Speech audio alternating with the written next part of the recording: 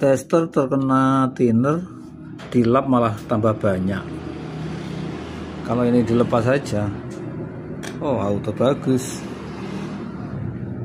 Ini tanpa mika teman-teman.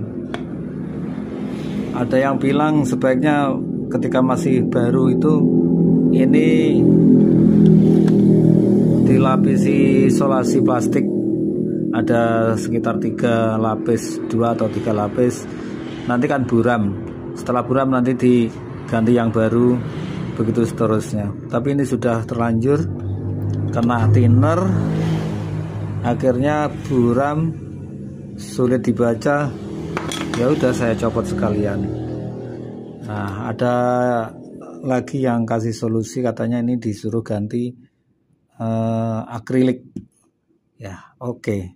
Nanti saya carikan akrilik dipasang di sini teman-teman ya.